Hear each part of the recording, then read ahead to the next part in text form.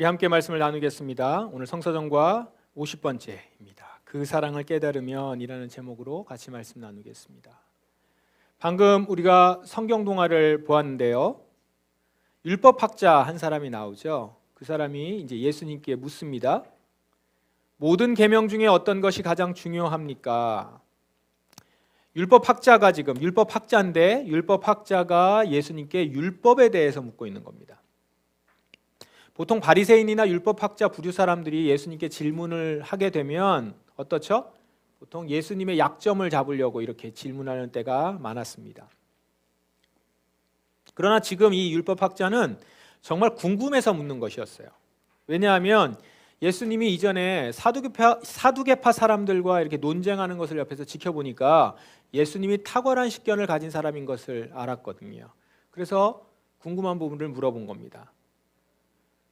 율법학자의 질문에 예수님이 이렇게 대답을 하십니다. 가장 중요한 계명은 이것이다. 이스라엘아 들어라. 주 우리 하나님은 한 분이시다.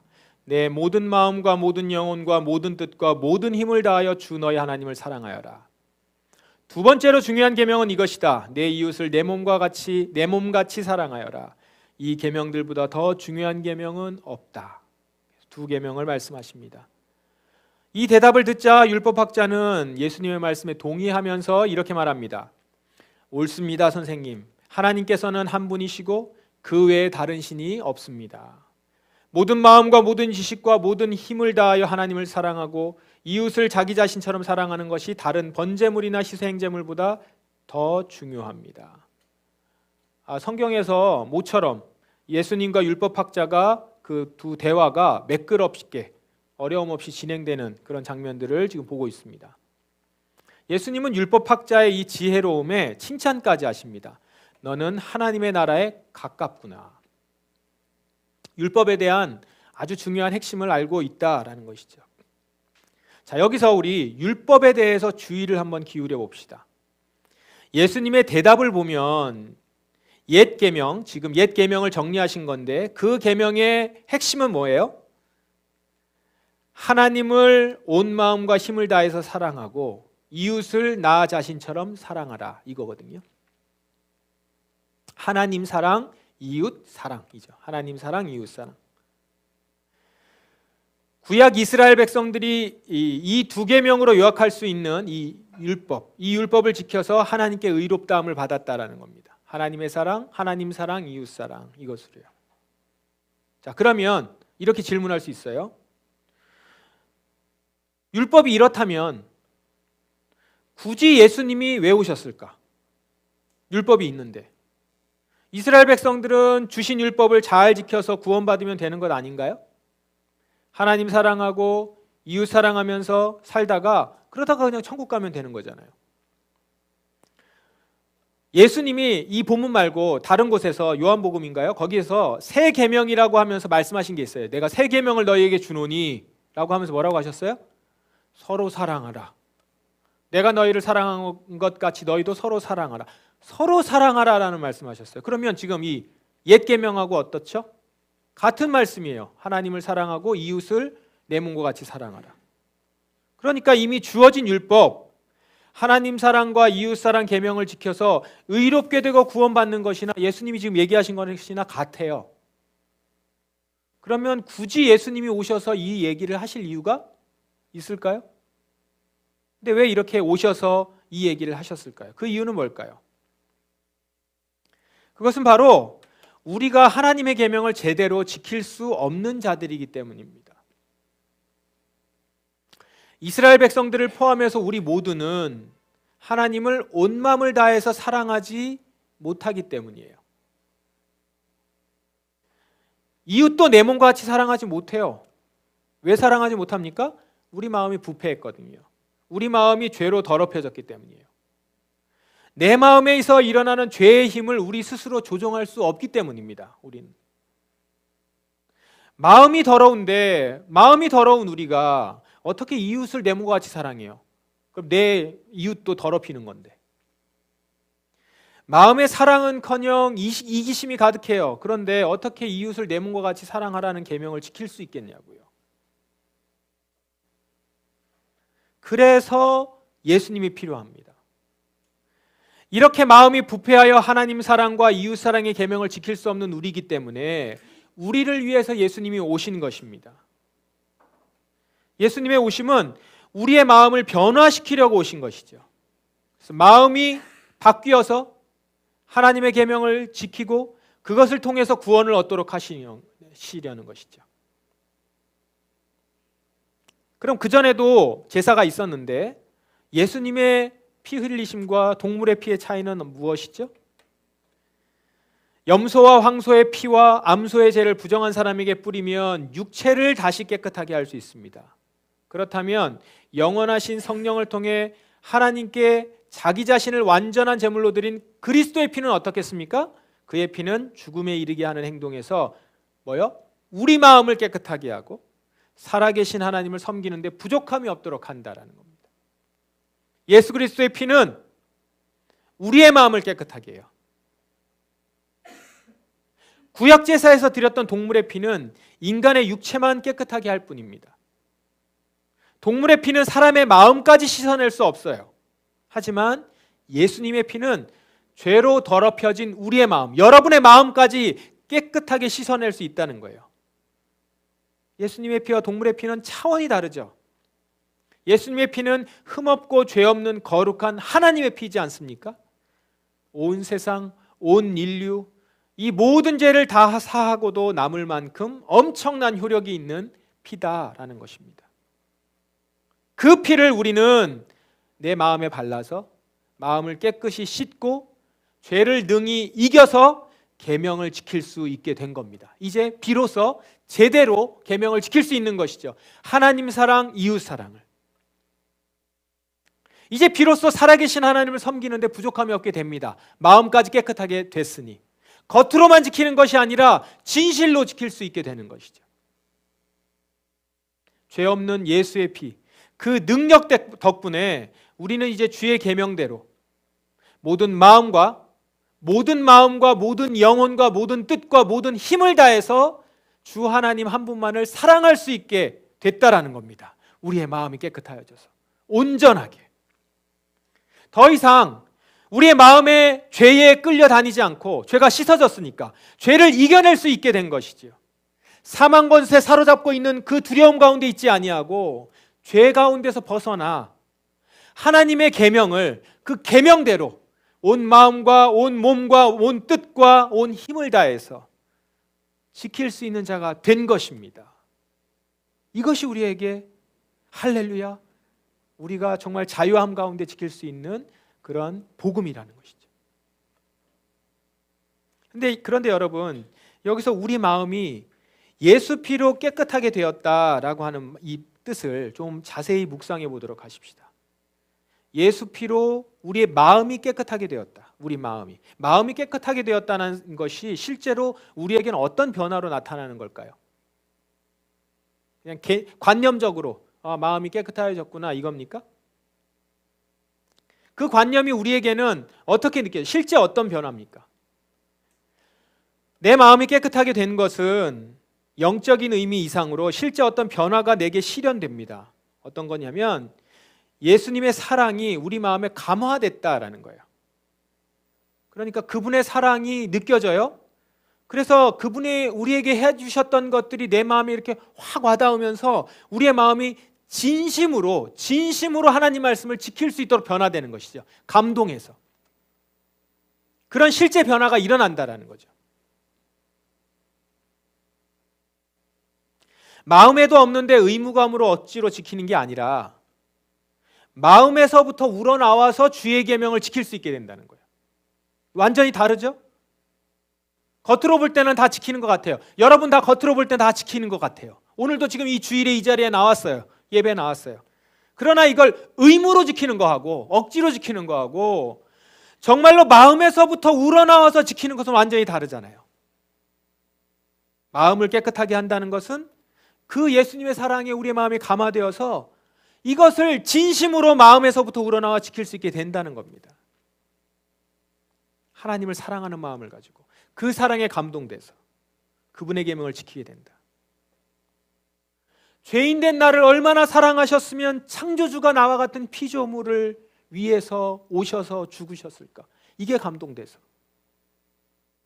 그리고 그 사랑이 너무 기뻐서, 내가 죄로부터 자유하게 되었다는 사실이 너무 감격스러워서 그 자유함으로 지킨다라는 거죠.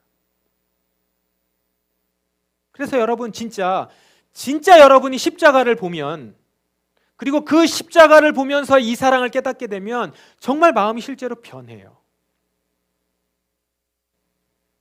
그래서 이렇게 얘기할 수 있는 겁니다. 예수님의 사랑이, 그 십자가에서 나타난 예수님의 사랑이 여러분을 변화시키는 거예요. 예수님이 이 일을 하신 겁니다. 이 사랑이 이 일을 한 거예요. 예수님의 십자가 사랑이 내 온 영혼을 흔들고 내 온 마음을 뒤집어 엎어서 완전히 새로운 존재로 변화시키는 것이죠. 물론 우리는 그걸 감동을 해도 죄를 안 짓고 살 수는 없어요. 연약해요. 여전히 육체의 연약함이 있고 이 땅을 살아가면서 한계 있는 존재예요. 그러나 완벽하게 지킨다는 것이 아니라, 완벽하지 못해도 말씀을 지키는 것이 부담이 아니라 기쁨이라는 거예요. 기꺼이 한다는 것이죠. 우린 이걸 많이 느껴요. 마음이 가면 몸이 힘들지 않잖아요. 마음이 싹 바뀌면 그 다음에 지치는 게 없잖아요. 몸이 한계가 있어서 연약해서 자는 거하고 피곤해서 자는 거는 다르거든요. 근데 우리는 정말 이 마음 그대로 정말 예수님의 말씀을 지키고자 하는 것으로 간다라는 것이죠. 어렵죠. 말씀을 지키는 것이, 다 지키는 것은 어려울 수 있어요. 어렵지만 가치를 알기 때문에, 이 가치를 버릴 수 없기 때문에, 이 보화가 너무 크기 때문에 이걸 내가 기꺼이 지키려고 한다는 거예요. 누가 시키지 않아도 스스로 그 마음에서부터 지키고 자발적으로 주님을 위해 헌신하려고 하는 거죠. 이처럼 예수님의 사랑이 모든 걸 가능하게 합니다. 정말 이 사랑을 아는 사람은 그렇게 얘기할 수 있어요. 주님의 사랑 때문에 저는 모든 것을 가능합니다. 저는 모든 것이 가능해요. 그게 사도 바울의 고백 아닙니까? 내게 능력 주시는 자 안에서 내가 모든 것을 할 수 있다. 사랑으로 그는 능력 있게 살아가는 거예요.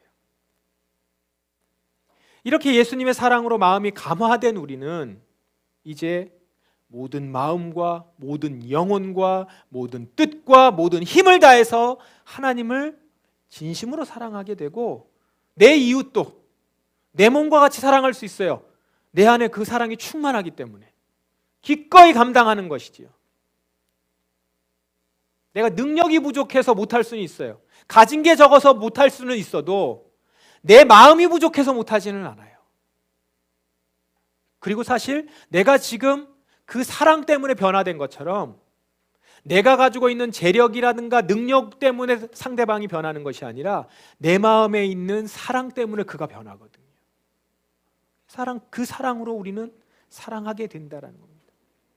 하나님 사랑, 이웃 사랑을 정말로 내가 예수의 사랑으로 변화가 되면 진심으로 그 율법을 지킬 수 있게 되죠. 비로소.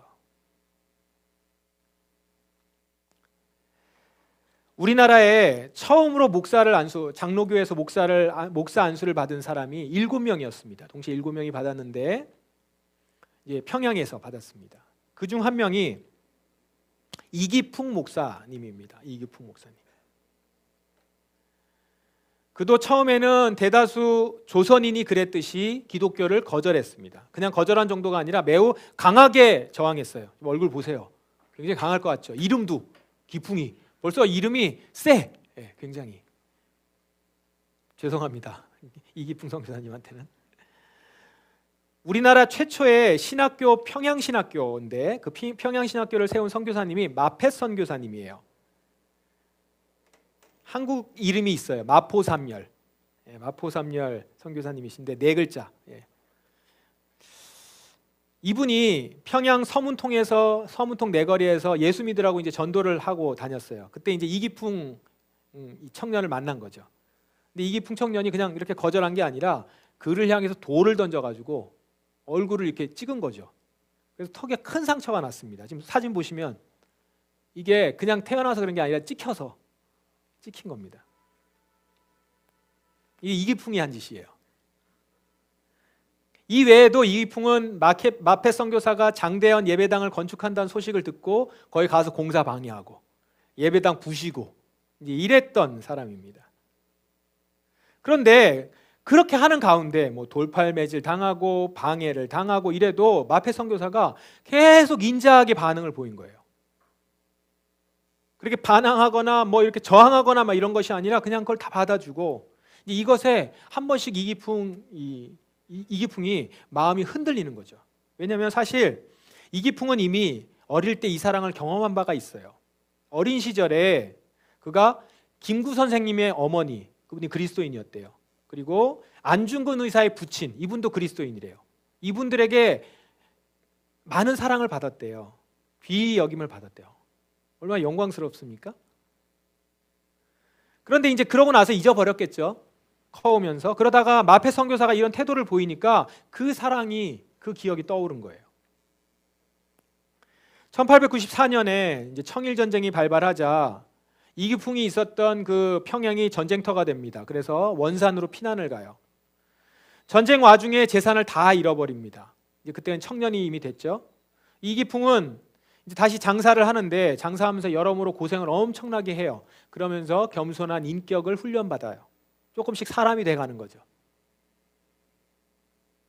어느 날 우연히 그 원산에서 자신이 예전에 괴롭혔던 마펫 선교사하고 비슷하게 생긴 서양인이 전도를 하고 있는 거예요. 그래서 그를 보면서 이전에 자기가 했던 기억이 떠올라서 이제 자책하는 거죠. 왜 그랬을까? 왜 굳이 그렇게 했을까? 이제 이러면서 자책하고 괴로워하는데 그 서양인이 이기풍은 앞으로 다가오더니 죄를 회개하고 예수를 믿으십시오. 이렇게 소리를 친 거예요. 전도한 거죠. 죄를 회개하고 예수를 믿으십시오. 그런데 이기풍이 이 소리가 나중에 고백하기를 마치 하늘로부터 내려치는 뇌성병력같이 들렸다고요. 그 소리에 이기풍의 양심이 비수처럼 찔린 거죠. 그에게 복음을 전한 선교사는 원산에서 선교하고 있었던 스월런 선교사인데 이때 이기풍은 그 앞에서 모든 죄를 통해 자복하고 그에게 세례를 받습니다. 예수님을 구주로 영접해요. 이러고 나서 이기풍의 생활은 전적으로 달라집니다. 완전히 예수에게 미친 사람처럼 소리를 들을 정도로 동만 트면 나가서 전도합니다. 그러니까 확실히 달라지는 거죠. 이제 돌 들고 찍더니 이제는 전도지 들고 나가서 전도하는 거예요. 그러나 복음을 전하면서 자기가 이제 성경 지식이 부족하잖아요. 이렇게 전도하다 보면 말문이 막히고, 그래서 내가 성경이 너무 부족하구나, 지식이. 그래서 이제 그걸 뼈저리게 느끼고 성경을 공부할 열정으로 다시 평양으로 갑니다. 왜냐하면 평양에는 그런 신학교들도 있었고 아직 신학교가 설립되기 전이긴 하지만 성경학교들이 많이 있었던 거죠. 평양에 누가 있습니까? 마펫 선교사가 있잖아요.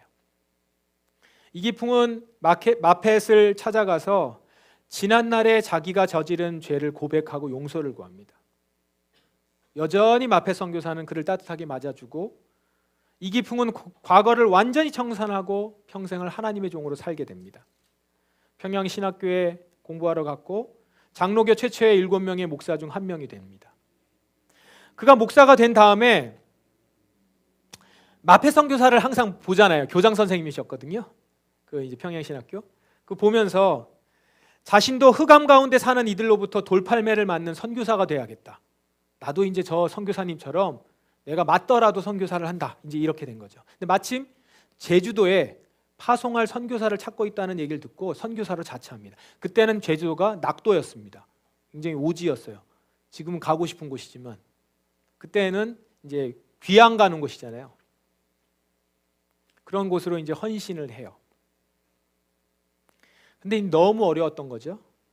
그래서 이 제주 선교가 너무 어려워서 제주도를 떠날 요량으로 한번 상의를 합니다. 마펫 선교사한테 편지를 습니다. 그러자 마펫 선교사에게 답신이 왔어요. 사랑이 많으신 분이니까 기대하고 열어봤겠죠. 이기풍 목사가 내 턱을 때린 흉터가 아직 아물지 않고 있고 이 흉터가 아물 때까지 더욱 분투하시오.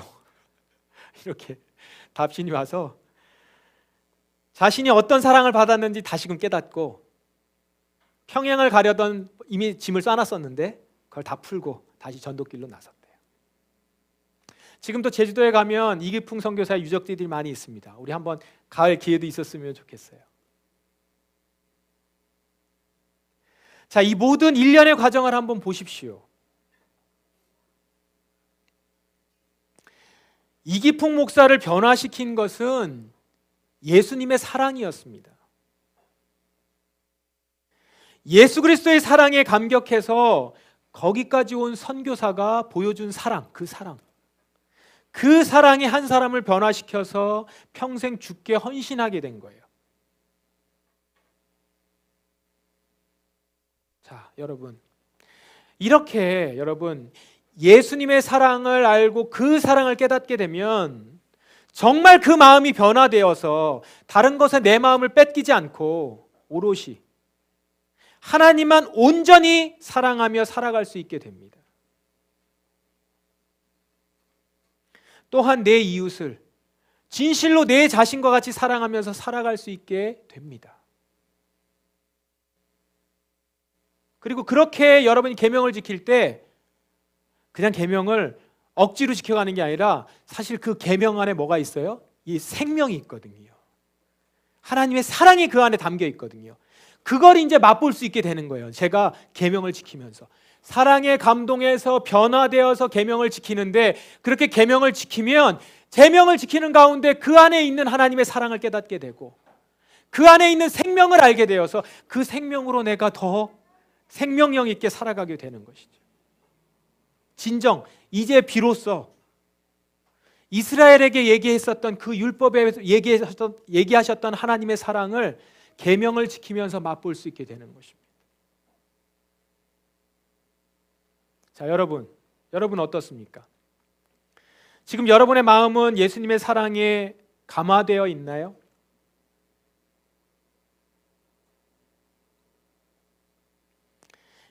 여러분의 마음이 예수님의 피로 깨끗하게 씻겨 있습니까?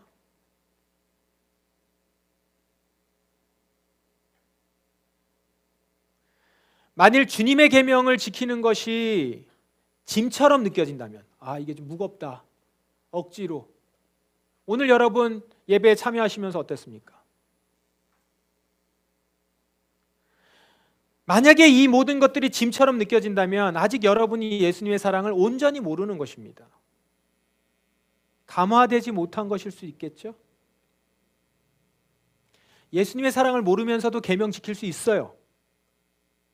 이런 이유들이 있잖아요. 천국 가야 되니까. 그래도 죽어서 천국은 가야지. 화를 면하려고. 혼나면 안 되잖아요. 하나님이 계신 건 아니까. 복 받으려고. 하나님이 많은 걸 가지고 계신다는 것도 알아요. 그래서 그러려고 내가 계명을 지킬 수 있어요. 그러나 이런 이유는 한계가 있습니다. 오래 가지 못해요. 목회하면서 제가 보더라도 오래 가지 못해요. 그런 동기로 계명을 지키는 것은. 그러다가 어느새 그런 신앙생활은요, 무거운 짐처럼 느껴져요. 오늘 교회 가기 싫다. 오늘 쉬고 싶다. 안식일이거든요. 안식일의 예배는 쉼을 주는 시간인데 그 쉼을 주러 가는 게 힘들어서 쉬고 싶다. 이렇게 돼요. 율법이 짐이 된 거죠.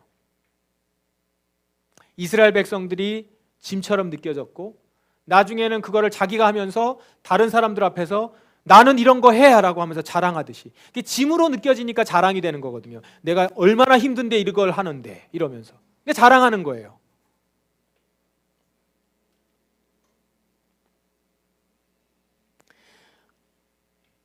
율법을 주신 그 예수님의 사랑을 우리가 깊이 경험하지 못하니까, 이 날을 지키는 것도, 이 날을 지키면서 그 안에서 예수님의 사랑을 깊이 경험하라고 우리에게 말씀하시고, 오늘도 이 안에서 주의 형제 자매들을 함께 모이게 하셨는데 그거를 진정으로 느끼지 못하니까 이 날을 지키는 것도 예배하는 것도 의무가 되고, 그저 다른 목적이나 의미를 자꾸 생각해서 지키려고 하는 것이죠. 그러다 어느새 예배 드리는 게 짐이 되고 부담되고 피곤하기만 한 겁니다. 예배 안 나온 사람이 부럽고, 부럽다 이러고. 근데 여러분, 이렇게 억지로 마음 없이 영혼 없이 주님을 섬기는 것 하나님이 바라시겠어요? 결코 그렇지 않죠. 하나님은 그런 여러분들의, 혹 여러분이 그렇다면 지금 너무 안타까워하실 거예요. 내가 사랑해서 구원했고 영원한 하나님 나라를 맛보도록 계명을 주셨는데 그 사랑을 몰라서 그 신앙생활을 짐으로 누린다는 것이, 느낀다는 것이, 안식과 평안과 기쁨이 그 안에 있는데 그거를 맛보지 못한다는 것이 얼마나 안타까우시겠어요.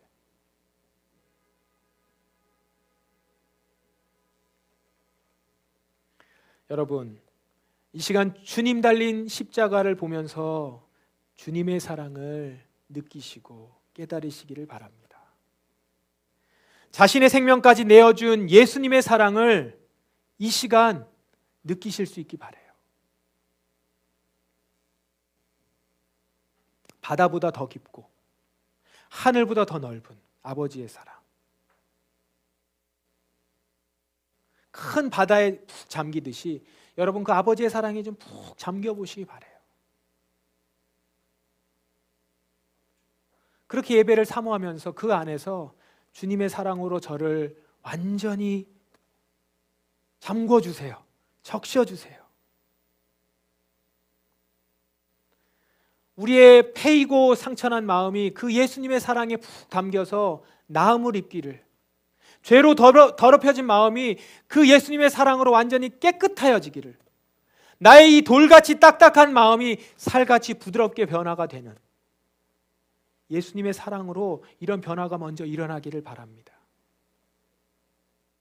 그리고 그렇게 그 사랑을 깨달으면 그러면 주의 말씀을 따라 살아가는 게 부담되지 않아요. 오히려 기쁨이고 감사고 은혜예요. 율법에 하나님의 사랑이 가득하다는 것을 깨닫게 되고 더 생명 가득하게 살아갈 수 있을 거예요. 그 사랑에 감동해서 내가 그 사랑을 해나가고 하나님의 사랑, 하나님을 진심으로 사랑하고 이웃을 사랑하는 가운데 그 안에 있는 예수의 생명을 내가 또 맛보고, 이게 진짜 하나님의 나라구나, 이걸 살라고 하신 거구나, 이게 하나님 나라에서 우리에게 주시려고 하는 보화구나, 이걸 맛보면서 살아가는 것이요. 그걸 맛보고 살아가다 보면 진짜 하나님의 나라가 오시기를 정말 소원하게 된다니까요. 주님이 오시기를. 그러면서 때로는 자신의 몸을 아낌없이 드리는 데까지 나가는 것이죠. 기꺼이요.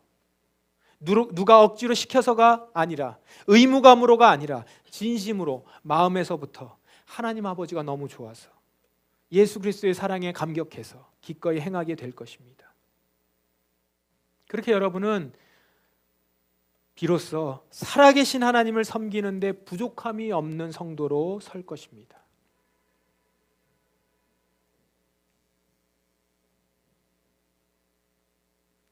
저렇게 기뻐 뛰게 될 거예요. 자유한 거죠. 기쁨이 넘치는 거죠. 우리 안에 우리가 나이가 들어가면서 몸이 좀 연약해져도 이 마음은 더욱더 그 안에서 풍성해지고 기뻐지고 사랑으로 가득 차고 퍼주고도 남는, 그리고 영적 권위가 있는,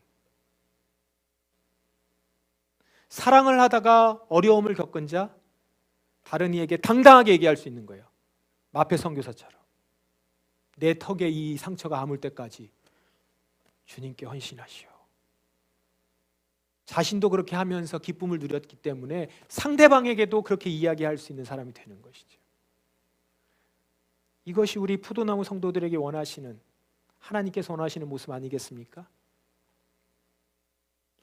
여러분, 이 사랑을 다 느끼고 그래서 기꺼이 여러분의 모습으로 주님을 섬기며 살아가다가 마침내 하나님 나라에 들어가는 환희를 맛보실 수 있기를 바랍니다.